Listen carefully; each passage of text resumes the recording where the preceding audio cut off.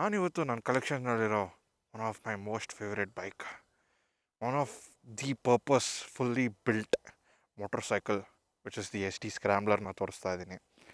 ಈ ಗಾಡಿಯಲ್ಲಿ ಒಂದು ಸ್ಮಾಲ್ ರೈಡ್ ಹೋಗಿ ಬರೋಣ ಬನ್ನಿ.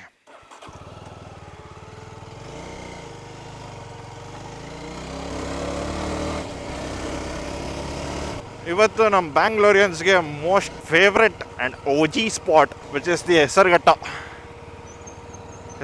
ಹೋಗ್ತಾ ಇದ್ದೀವಿ. ಒಂದು ಸ್ವಲ್ಪ ಆಫ್ ರೋಡ್ ಫನ್ ಮಾಡಿಕೊಂಡು ಗ್ರಾಸ್ ಲ್ಯಾಂಡ್ಸಲ್ಲಿ ಒಂದು ಚಿಲ್ ಈವ್ನಿಂಗ್ ಸ್ಪೆಂಡ್ ಮಾಡ್ಕೊಂಬರೋಣ ಅಂತ ಅಂದ್ಬಿಟ್ಟು. ಅದಕ್ಕೆ ಮುಂಚೆ ನಿಮಗೆಲ್ಲ ಸ್ವಲ್ಪ ಸ್ಕ್ರಾಂಬ್ಲರ್ಸ್ಗಳ ಬಗ್ಗೆ ಒಂಚೂರು ಐಡಿಯಾ ಕೊಡೋಣ ಅಂತ ಅಂದ್ಬಿಟ್ಟು ಈ ವಿಡಿಯೋ ಮಾಡ್ತಾ ಇದ್ದೀನಿ. ಮಾಡು ಅದೇ ಮಾಡ್ತೀನಿ, ನಾನು ನೋಡ್ತೇನೆ. ತುಂಬ ಜನ ಇವಾಗ ಕೇಳ್ತಾ ಇರ್ಬೋದು ಈ ಥರ ಸ್ಕ್ರಾಂಬ್ಲರ್ಸ್ ಅನ್ನೋ ಒಂದು ಜಾನರ್ ಆಫ್ ಬೈಕ್ಸ್ ಇದೆ ಅಂತ ಅಂದ್ಬಿಟ್ಟು. ಬಟ್ ಇದೆಲ್ಲ ಯಾವುದು ಇವಾಗಿಂದಲ್ಲ, ತುಂಬ ಹಳೆ ಕಾಲದಿಂದನೂ ಇದೆ. ಸೊ ಬೇಸಿಕಲಿ ಬೈಕಿಂಗ್ ಎವಲ್ಯೂಷನ್ ಎಲ್ಲ ಆಗಕ್ಕೆ ಸ್ಟಾರ್ಟ್ ಆಯ್ತಲ್ಲ, ಸೊ ಅವರು ಅಪ್ರಾಕ್ಸ್ 1920s ಆ ಟೈಮಲ್ಲಿ ಆ್ಯಕ್ಚುಲಿ ಫಸ್ಟ್ ಸ್ಕ್ರಾಂಬ್ಲರ್ಸ್ ಎಲ್ಲ ಮಾಡಿದ್ದು. ಇದೆಲ್ಲ ಮೇಜರ್ ಆಗಿ ಸ್ಟಾರ್ಟ್ ಆಗಿರೋದೇ ಯುರೋಪಲ್ಲಿ. ಸೊ ಬೇಸಿಕಲಿ ಅಲ್ಲೇ ಮೋಟೋ ಕಲ್ಚರ್ ಎಲ್ಲ ಸ್ವಲ್ಪ ಜಾಸ್ತಿ ಇದ್ದಿದ್ದು. ಆ್ಯಂಡ್ ಜರ್ಮನ್ಸು ಮತ್ತು ಇಟಾಲಿಯನ್ಸ್ ಅವ್ರಿಗೆಲ್ಲ ಮೋಟರ್ ಸೈಕಲ್ಸ್ ಮೇಲೆ ಇಂಟ್ರೆಸ್ಟ್ ಇತ್ತು ಮಾಡೋಕ್ಕೆ, ಬಿಕಾಸ್ ಅಲ್ಲೇ ಅಲ್ವಾ ಇಂಡಸ್ಟ್ರಿಯಲೈಸೇಷನ್ ಎಲ್ಲ ಸ್ಟಾರ್ಟ್ ಆಗಿದ್ದು. ಸೊ ಹಾಗಾಗಿ ಎಲ್ಲ ಅಲ್ಲಿಂದನೇ ಬಂದಿದ್ದು. ಈ ಸ್ಕ್ರಾಂಬ್ಲರ್ಸ್ ಮೇಯ್ನಾಗಿ ಬರೋಕ್ಕೆ ಕಾರಣ ಏನಪ್ಪ ಅಂತ ಅಂದರೆ, ಆಗಿನ ಕಾಲದಲ್ಲಿ ರೇಸಸ್ ಮಾಡ್ತಾಯಿದ್ರು. ರೇಸಸ್ ಅಂದರೆ ಯಾವ ಥರ ಇರ್ತಾಯಿತ್ತು, ರೇಸ್ ಟ್ರ್ಯಾಕ್ಸ್ಗಳಿಗಿಂತ ಒಂದು ರೋಡ್ ಇರ್ತಾಯಿತ್ತು. ಅದು ರೋಡ್ ಕರ್ವಿ ಆಗಿರ್ತಾಯಿತ್ತು. ಒಂದು ಊರಿಂದ ಇನ್ನೊಂದು ಊರಿಗೆ ಹೋಗೋಕ್ಕೆ from point A to point B. So point A ಅಲ್ಲಿ ಸ್ಟಾರ್ಟ್ ಲೈನ್ ಇದ್ದರೆ ಪಾಯಿಂಟ್ B ಯಾರು ಫಸ್ಟ್ ರೀಚ್ ಆಗ್ತಾರೆ ಅವರೇ ವಿನ್ನರ್ ಅನ್ನೋ ಥರ ಇರ್ತಾಯಿತ್ತು. ಸೊ ಕರ್ವ್ಸು ಅದು ಇದು ಬೆಟ್ಟಗಳ ಮಧ್ಯದಲ್ಲಿ ಹೋಗೋಕ್ಕಾಗಲ್ಲ. ಸೊ ಹಾಗಾಗಿ ರೋಡ್ಗಳು ಹೆಂಗಿತ್ತು ಅದೇ ಥರ ಹೋಗ್ಬೇಕಿತ್ತು. ಅದೆಲ್ಲ ಸ್ವಲ್ಪ ಲಾಂಗ್ ಡಿಸ್ಟೆನ್ಸ್ ಆಗ್ತಾಯಿತ್ತು. ಸೊ ರೈಡರ್ಸು ಮತ್ತು ಇವರೆಲ್ಲ ಏನು ಮಾಡೋಕ್ಕೆ ಸ್ಟಾರ್ಟ್ ಮಾಡಿದ್ರು, ಯಾರು ಹಿಂಗೆಲ್ಲ ಸುಧಾಕೊಂಡು ಹೋಗ್ತಾರೆ.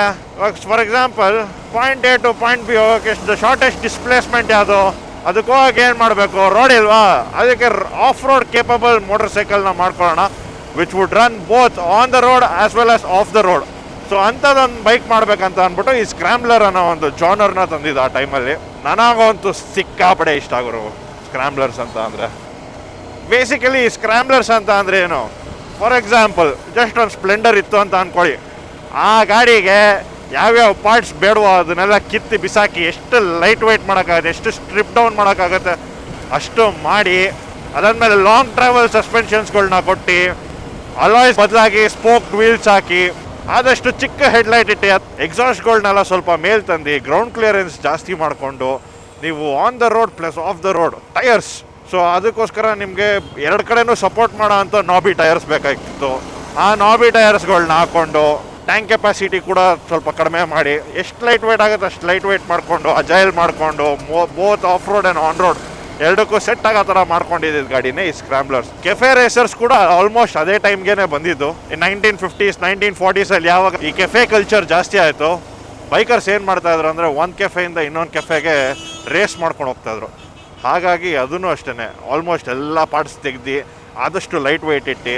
ಬಟ್ ಈ ಕೆಫೆ ರೇಸರ್ಸ್ಗೂ ಇದಕ್ಕೂ ಮೇಜರ್ ಡಿಫ್ರೆನ್ಸ್ ಏನಂತ ಅಂದರೆ, ಆ ಗಾಡಿಗಳು ಆಲ್ಮೋಸ್ಟ್ ಒಂದು ಸೂಪರ್ ಸ್ಪೋರ್ಟ್ ಏನಿದೆ ಆ ಫೀಲ್ ಕೊಡೋಕ್ಕೆ ಅಂತ ಮಾಡ್ತಾ ಇದ್ದಿದ್ದು. ಅದು ಆಫ್ ರೋಡ್ ಪರ್ಪಸ್ ಅಲ್ಲ, ಬಟ್ ಇದು of road and on road ಎರಡಕ್ಕೂ ಯೂಸ್ ಮಾಡೋ ಥರ ಈ ಗಾಡಿಗಳು ಮಾಡಿದ್ದು.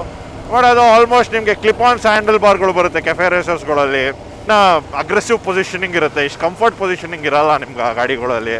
So it's just a quick bike. ನಿಮ್ಗೆ ಏರೋಡೈನಮಿಕ್ ಇಂಪ್ರೂವ್ ಆಗಿ ಒಂದು ಕ್ವಿಕ್ ಒಂದು ಪಾಯಿಂಟಿಂದ ಇನ್ನೊಂದು ಪಾಯಿಂಟ್ಗೆ ಹೋಗೋಕ್ಕೆ ಹೆಂಗೆ ಬೇಕಿತ್ತು ಆ ಥರ ಕೆಫೆ ರೇಸರ್ಸ್ಗಳು ಮಾಡಿಕೊಂಡ್ರು. ಅದೇ ಟೈಮಲ್ಲಿ ಯಾರು off road plus on road race ಎರಡೂ ಮಾಡಬೇಕಿತ್ತು ಅಂಥವ್ರಿಗೆ ಈ ಸ್ಕ್ರಾಂಬ್ಲರ್ಗಳು ಮಾಡಿಕೊಂಡ್ರು. ಇದು ಹಿಸ್ಟ್ರಿ ಆಫ್ ಸ್ಕ್ರಾಂಬ್ಲರ್ಸ್. ಆ್ಯಂಡ್ ನನಗಂತೂ ಸ್ಕ್ರಾಂಬ್ಲರ್ ಬೈಕ್ ಮುಂಚೆಯಿಂದನೂ ತುಂಬ ಇಷ್ಟ. ಡುಕಾಟಿ ಸ್ಕ್ರಾಂಬ್ಲರ್, ಟ್ರೈಮ್ ಸ್ಕ್ರಾಂಬ್ಲರ್ಗಳನ್ನೆಲ್ಲ ನೋಡಿ ಕಳೆದೋಗ್ಬಿಟ್ಟಿದೆ. ಸೂಪರ್ ಸ್ಪೋರ್ಟ್ ಓಡಿಸ್ತಾ ಇದ್ದವನು ಒಂದು ಸತಿ ಆ ಡುಕಾಟಿ ಡೆಸರ್ಟ್ ಸ್ಲೆಡ್ ಓಡಿಸ್ದಾಗಂತೂ ನಾನು ತುಂಬ ಇಂಪ್ರೆಸ್ ಆಗ್ಬಿಟ್ಟಿದೆ. ಈ ಥರದ್ದೊಂದು ಬೈಕ್ ಇರಬೇಕು ಅಂತ ಅಂದ್ಬಿಟ್ಟು ಅವಾಗಿಂದನೇ ನನಗೆ ಸ್ಕ್ರಾಂಬ್ಲರ್ಸ್ಗಳ ಮೇಲೆ ಹುಚ್ಚು ಸ್ಟಾರ್ಟ್ ಆಗಿದ್ದು. ನಾನು ಹಳೆ ಬ್ಲಾಗಲ್ಲಿ ಹೇಳ್ದಂಗೆ ಮುಂಚೆ RX ಓಡಿಸ್ತಾ ಇದ್ದೆ. ಸೊ RXನೇ ನಾನು ಲೈಟ್ ವೆಯ್ಟ್ ಇತ್ತು ಅಂತ ಅಂದ್ಬಿಟ್ಟು ಯಾವ್ದಾದ್ರು ಜಾಗಗಳನ್ನ ಎಕ್ಸ್ಪ್ಲೋರ್ಗಳು ಮಾಡೋಕ್ಕೆ, ಯಾವುದಾದ್ರೂ ಆಫ್ ರೋಡ್ ಟ್ರಯಲ್ಸ್ ಇದ್ದರೆ, ಇಲ್ಲಾಂದರೆ ಯಾವುದಾದ್ರೂ ಸ್ಮಾಲ್ ಹಿಲ್ಸ್ಗಳಿಗೆ ಹೋಗ್ಬೇಕನ್ನಂಗಿದ್ರೆ RXನೇ ಎತ್ಕೊಂಡು ಒಂದು ಸ್ವಲ್ಪ ರೈಡ್ಗಳು ಮಾಡಿದ್ದೀನಿ ಆ ಟೈಮಲ್ಲಿ ಅನ್ಸೋದಿದ್ದು ನಂಗೆ ಅದೇನೆ, RX is not built for that. But what if you can actually get that, a street riding motorcycle which has the capability to do all these things, being lightweight, being agile, of road capability ಇದ್ರೆ ಎಷ್ಟು ಚೆನ್ನಾಗಿರ್ತಾ ಇತ್ತು ಅಂತ ಅನ್ಕೊತಾ ಇದ್ದೆ. And 2022 ನನಗೆ ಒಂದು ಸಿಟಿಲಿ ಓಡ್ಸೋಕ್ಕೆ ಅಂತಲೇ ಒಂದು ಗಾಡಿ ಬೇಕಾಗಿರ್ತಾ ಇತ್ತು. ಸೊ ಆ ಟೈಮಲ್ಲಿ ಪಲ್ಸ್ ಅದು ಇದನ್ನೆಲ್ಲ ಸ್ವಲ್ಪ ಕನ್ಸಿಡ್ರೇಷನ್ಗೆ ಇಟ್ಕೊಂಡಿದ್ದೆ. ಬಟ್ ಈ ಥರ ಒಂದು ಇನ್ಫಾರ್ಮೇಷನ್ ಬಂತು ಗುರು, ಜಾವಾ ಅವರು HD ವಾಪಸ್ ತರ್ತಾ ಇದ್ದಾರೆ. 3 ಗಾಡಿನ ಲಾಂಚ್ ಮಾಡಿದ್ರು, ರೋಡ್ಸ್ಟರು, ADV, ಸ್ಕ್ರ್ಯಾಮ್ಲರು. ಆ ಸ್ಕ್ರ್ಯಾಮ್ಲರ್ ಡಿಸೈನ್ ನೋಡಿ ಇಂಟರ್ನೆಟಲ್ಲೇ ಕಳ್ದೋದೆ ಗುರು. ಲವ್ ಎಟ್ ಫಸ್ಟ್ ಸೈಟ್ ಅಂತಾರಲ್ಲ, ನನಗೆ ಆ ಥರ ಈ ಗಾಡಿ ಮೇಲೆ ಆಯಿತು. Especially this red colour, beautiful, ತುಂಬ ಚೆನ್ನಾಗಿ ಕಾಣ್ತಾ ಇತ್ತು. ನಾನು ಇನ್ಫ್ಯಾಕ್ಟ್ ಟೆಸ್ಟ್ ರೈಡ್ ಕೂಡ ಮಾಡಲಿಲ್ಲ, ಸೀದಾ ನಡ್ಕಳಪ್ಪ ಸರ್ಕಲಲ್ಲಿ ಒಂದು HD ಶೋರೂಮ್ ಇತ್ತು, ಅಲ್ಲೋಗಿ ಬುಕ್ ಮಾಡಿ ಬಂದ್ಬಿಟ್ಟೆ. ಆ್ಯಕ್ಚುಲಿ ಬುಕ್ ಮಾಡಾದ್ಮೇಲೆ ಟೆಸ್ಟ್ ರೈಡ್ ಗಾಡಿ ತರಿಸಿದ್ರು, ಅದಾದಮೇಲೆ ನಾನು ಟೆಸ್ಟ್ ರೈಡ್ ಮಾಡಿಬಿಟ್ಟು ಇನ್ನು ಮಿಕ್ಕಿದ ಪೇಮೆಂಟ್ ಮಾಡಿ ಗಾಡಿ ಪರ್ಚೇಸ್ ಮಾಡಿಬಿಟ್ಟೆ. So first lot, very first bikes of ಬ್ಯಾಂಗ್ಳೂರಲ್ಲಿ ನನ್ನ ಗಾಡಿನೂ ಒಂದು. ನಾನು ಏನೂ ಯೋಚನೆ ಮಾಡಲಿಲ್ಲ ಅದ್ರ ಮೇಲೆ, ಸರ್ವಿಸ್ ಹೆಂಗಿರುತ್ತೆ, ಪರ್ಫಾರ್ಮೆನ್ಸ್ ಹೆಂಗಿರುತ್ತೆ, ರಿಲಯಬಲ್ಲ, ಮೈಲೇಜ್ ಕೊಡುತ್ತಾ, ಅವೆಲ್ಲ ಏನೂ ತಲೆಗೆ ಹಾಕೊಳ್ಳಿಲ್ಲ. ಗಾಡಿ ನೋಡಿದ ತಕ್ಷಣ ಲವಲ್ಲಿ ಬಿದ್ದುಬಿಟ್ಟೆ. ಅವತ್ತಿಂದ ಇವತ್ತವರೆಗೂ ಈ ಗಾಡೀಲಿ ಒಳ್ಳೆ ಎಕ್ಸ್ಪೀರಿಯನ್ಸಸ್ ಇದೆ ಗುರು. ತುಂಬ ರೈಡ್ ಮಾಡಿದ್ದೀನಿ. ಆಲ್ಮೋಸ್ಟ್ ಇವಾಗ 25,000 ಕಿಲೋಮೀಟರ್ಸ್ ಓಡಿಸಿದ್ದೀನಿ 2-3 ಇಯರ್ಸಲ್ಲಿ. ಸಖತ್ ಮಜಾ ಮಾಡಿದ್ದೀನಿ. ಬಿಲ್ಡ್ ಫಾರ್ ಫ್ರೀ ಸ್ಪಿರಿಟ್ಸ್ ಅಂತಾರಲ್ಲ, ಅಂಥ ಕ್ಯಾರೆಕ್ಟರ್ ಈ ಗಾಡೀಲಿರೋದು. ಆ್ಯಂಡ್ ಅಷ್ಟೊಂದೇನು ಕಂಪ್ಲೇಂಟ್ಸ್ ಇಲ್ಲ. ಸರ್ವಿಸ್ ಅಫ್ಕೋರ್ಸ್ ಜಾವಾ HD ಅವರು ಡೆಫಿನೆಟ್ಲಿ ಇಂಪ್ರೂವ್ ಮಾಡ್ಕೊಬೋದು ಸರ್ವಿಸ್ನೆಲ್ಲ. ಬಟ್ ಅದು ಬಿಟ್ಟರೆ ನನಗೇನು ಅಷ್ಟೊಂದು ಪ್ರಾಬ್ಲಮ್ ಏನಿಲ್ಲ. ಈ ಗಾಡಿ ಆನ್ ಪೇಪರ್ ತುಂಬ ಪ್ರಾಮಿಸಿಂಗ್ ಆಗಿತ್ತು. 332cc engine which gives about 29-30 bhp and decent torque. 200 mm ground clearance ಇತ್ತು. ನಂಗೆ ಮೇನ್ ಬೇಕಿದ್ದಿದೆ ಅದು, ಒಳ್ಳೆ ಗ್ರೌಂಡ್ ಕ್ಲಿಯರೆನ್ಸು. ಈ ನಮ್ಮ ಸಿಟಿಯಲ್ಲಿ ಆ ಪಾಟಲ್ಗಳಲ್ಲಿ, ಆ ಡಬ್ಬಾ ರೋಡ್ಗಳಲ್ಲಿ ಓಡಾಡೋಕ್ಕೆ ಮೇಜರ್ ಬೇಕಾಗದೆ ನಮಗೆ ಗ್ರೌಂಡ್ ಕ್ಲಿಯರೆನ್ಸು, ಅದು ಚೆನ್ನಾಗಿತ್ತು. ಆ್ಯಂಡ್ ಅದಾದಮೇಲೆ ಸಸ್ಪೆನ್ಷನ್, ಆಫ್ ರೋಡಲ್ಲಿ ಸಸ್ಪೆನ್ಷನ್ ಎಷ್ಟು ಯೂಸ್ ಆಗುತ್ತೋ ಇಲ್ವೋ, ನಮ್ಮ ಸಿಟಿಲೇ ಸಖತ್ ಯೂಸ್ ಆಗುತ್ತೆ ನನಗೆ. ಈ ಕಿತ್ತೋದ ರೋಡ್ಗಳಲ್ಲಿ ಓಡಿಸೋಕ್ಕೆ ಇಂಥ ಒಳ್ಳೆ ಗಾಡಿ ಇದ್ದರೆ ಸಾಕು. ಮಿನಿಮಮ್ ಅಂದ್ರೂ ಈ ಸಸ್ಪೆನ್ಷನ್ ಇರೋಂಥ ಗಾಡಿ ಬೇಕೇ ಬೇಕು. ಈ ಥರ ಆರಾಮಾಗಿ ಬೇಕಾದ್ರೆ ಎಲ್ಲೂ ಸ್ಟಾಪ್ ಮಾಡೋ ನೆಸೆಸಿಟಿನೇ ಇರೋಲ್ಲ. ನಿಮ್ಮ ಹಂಪ್ಸ್ಗಳಲ್ಲಿ ಆರಾಮಾಗಿ ಎಗುರ್ಸ್ಕೊಂಡು ಹೋಗ್ಬೋದು, ಎದುರುಗಡೆ ಯಾರೂ ಇಲ್ಲ ಅಂದರೆ. ಓಹೋ, ಎಲ್ಲಿಂದ ಬರ್ತಿದೆ ಗುರು ಇದು? ಓಹೋ ಓಡು ರಾಯಲ್ ಎನ್ಫೀಲ್ಡ್ ಡ್ರ್ಯಾಗ್ ರೇಸ್ ಮಾಡ್ದಂಗಿತ್ತಪ್ಪ. ಒಂದ್ ಸ್ವಲ್ಪ ಕರುಣೆ ಇರ್ಲಿ. ಇದೆ ಕೈ ಮುಗಿದು ಬೇಡ್ತೀನಿ, ಕರುಣೆ ಇರ್ಲಿ.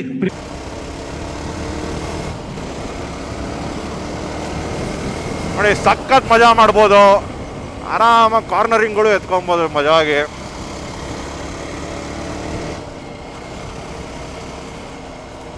Very very well built purposeful motorcycles ಅಂದರೆ ಈ ಸ್ಕ್ರ್ಯಾಮ್ಲರ್ ಕ್ಯಾಟಗರಿಗಳಿಗೆ ನಾನು ಡೆಫಿನೆಟ್ಲಿ ಕೊಡ್ತೀನಿ ಗುರು. ಒಂದು, ನಮ್ಮ ಸಿಟಿ ರೋಡ್ಸ್ಗಳು ಸರಿ ಇರಲ್ಲ, ಹಳ್ಳಗಳು ಜಾಸ್ತಿ, ಹಂಪ್ಗಳು ಜಾಸ್ತಿ, ಅದಕ್ಕೆಲ್ಲ ಒಂದು ಒಳ್ಳೆ ಸಸ್ಪೆನ್ಷನ್ ಇರೋ ಗಾಡಿ ಬೇಕು. ಅದಕ್ಕೆ ಈ ಗಾಡಿ ಮಾಡಿಸ್ದಂಗಿರುತ್ತೆ. ಕಂಫರ್ಟ್ ವೈಸ್ ನೋಡಿದ್ರೂ ಸೂಪರ್ ಕಂಫರ್ಟಬಲ್ ಆಗಿರುತ್ತೆ. ಬಿಕಾಸ್ ಅಪ್ರೈಟ್ ಹ್ಯಾಂಡಲ್ ಪೊಸಿಷನ್ ಬರುತ್ತೆ ಆ್ಯಂಡ್ ವೈಡ್ ಹ್ಯಾಂಡಲ್ ಬಾರ್ಸ್ ಇರುತ್ತೆ. ನೀವು ಆರಾಮಾಗಿ ಕಂಫರ್ಟಬಲ್ ಆಗಿ ಕೂರ್ಬೋದು. ಸೀಟು ಅಷ್ಟೇ, ಕಷನಿಂಗ್ ಎಲ್ಲ ಸಕ್ಕದಾಗಿದೆ, ಕಂಫರ್ಟಬಲ್ ಆಗಿರುತ್ತೆ. ಸೊ ಸೀಟು ಏನೋ ಪ್ರಾಬ್ಲಮ್ ಇಲ್ಲ. ನೀವು ಲಾಂಗ್ ಟೂರಿಂಗ್ ಮಾಡೋದಕ್ಕೂ ಸೈ, ಸಿಟಿಲಿ ಓಡಿಸೋದಕ್ಕೂ ಸೈ, ಆಫ್ ರೋಡ್ಗೆ ಹೋಗೋಕ್ಕೂ ಸೈ, ಘಾಟ್ ಸೆಕ್ಷನ್ಸಲ್ಲಿ ಹೋಗೋಕ್ಕೂ ಸೈ, ಕಂಟ್ರಿ ರೋಡ್ಸಲ್ಲಿ ಓಡಿಸೋಕ್ಕೂ ಸೈ, ಎಲ್ಲದಕ್ಕೂ ಸೈ. ಅಂದರೆ ಸ್ಕ್ರ್ಯಾಮ್ಲರು, ಈ ಸ್ಕ್ರ್ಯಾಮ್ಲರ್ ಅಂತಲೇ ಹೇಳ್ತಾ ಇಲ್ಲ, ಜನರಲ್ ಆಗಿ ಈ ಸ್ಕ್ರ್ಯಾಮ್ಲರ್ ಕ್ಯಾಟಗರಿ ಹೇಳ್ತಾ ಇರೋದು ನಾನು. ಸೊ ಆ ಮೇಜರ್ ರೀಸನ್ಗೋಸ್ಕರನೇ ನನಗೊಂದು ಸ್ಕ್ರ್ಯಾಮ್ಲರ್ ತೊಗೊಳ್ಳೇಬೇಕಂತ ಅಂದ್ಬಿಟ್ಟು ತೊಗೊಂಡಿದ್ದು. A few moments later. ನಾವಿವತ್ತಿದ್ದೀವಿ ಹೆಸರುಘಟ್ಟ ಗ್ರಾಸ್ಲ್ಯಾಂಡ್ಸಲ್ಲಿ. ಸೊ ಇದೊಂದು OG ಪ್ಲೇಸ್ ಬೆಂಗಳೂರಿಗೆ. ಆ್ಯಂಡ್ ತುಂಬ ಜನ ಬಂದು ಹೋಗಿರ್ತೀರೋ ಆಬ್ವಿಯಸ್ಲಿ. ಆ್ಯಂಡ್ ನಾನು ಬಂದು ಬೇಜಾನು ವರ್ಷಗಳಾಗೋಗಿತ್ತು. ಸೊ ಯೂಟ್ಯೂಬ್ ಮಾಡ್ತಿದ್ದೀನಿ ಅನ್ನೋ ಒಂದು ನೆಪದಿಂದ ಆದರೂ ಇವಾಗ ಬರೋ ಒಂದು ಆಪರ್ಚುನಿಟಿ ಸಿಕ್ತು. But really very very fun place. So you can blast around like this. That's the fucking best part.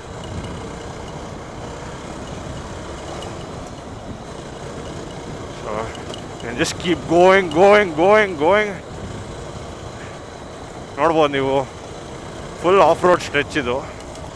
Full ಮರಗಳ ಸಾಲು.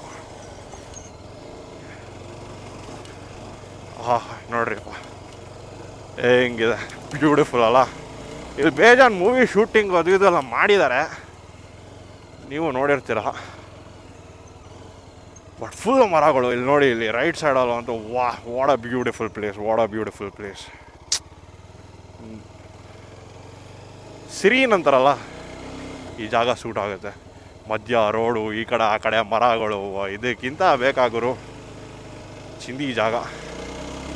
ಬಟ್ ಯಾರು ಬಂದಿಲ್ಲಲ್ಲ ಈ ಥರ ಬಾಟ್ಲುಗಳೆಲ್ಲ ಹಾಕಿ ಗಲೀಜು ಮಾಡಬೇಡಿ, ಎಣ್ಣೆ ಹೊಡಿಬೇಡಿ, ಪಾರ್ಟಿ ಎಲ್ಲ ಮಾಡೋಕ್ಕೆ ಹೋಗಬೇಡಿ. ಅದಕ್ಕೆಲ್ಲ ಬೇರೆ ಜಾಗಗಳಿದ್ದಾವೆ. ಇದೆಲ್ಲ ಬರಬೇಕು, ಎಂಜಾಯ್ ಮಾಡಬೇಕು, ನೋಡಬೇಕು, ವಾಪಸ್ ಹೋಗ್ತಾ ಇರಬೇಕು ಮನೆಗಳಿಗೆ. ಆವಾಗ ಗೌರ್ಮೆಂಟ್ ಅವರು ರಿಸ್ಟ್ರಿಕ್ಷನ್ಸ್ ತರೋಲ್ಲ. ಇಲ್ಲಾಂದರೆ ಈ ಥರ ಜಾಗಗಳು ಯಾರೂ ನೋಡೋಕ್ಕಾಗಲ್ಲ. ಆ ಥರ ರಿಸ್ಟ್ರಿಕ್ಷನ್ಸ್ ತೊಗೊಂಬಂದ್ಬಿಡ್ತಾರೆ. ನೀವು ಅದು ಎಂಜಾಯ್ ಮಾಡೋಕ್ಕಾಗಲ್ಲ, ಬೇರೆಯವರು ನೋಡೋಕ್ಕಾಗಲ್ಲ ಈ ಜಾಗಗಳನ್ನ.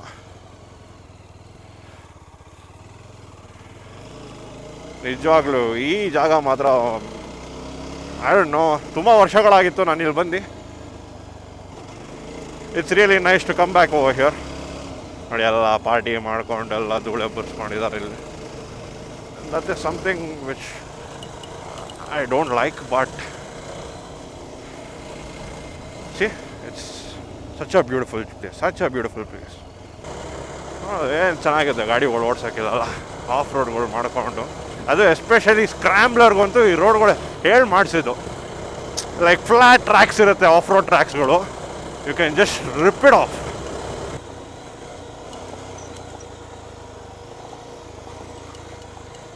Beautiful place, beautiful.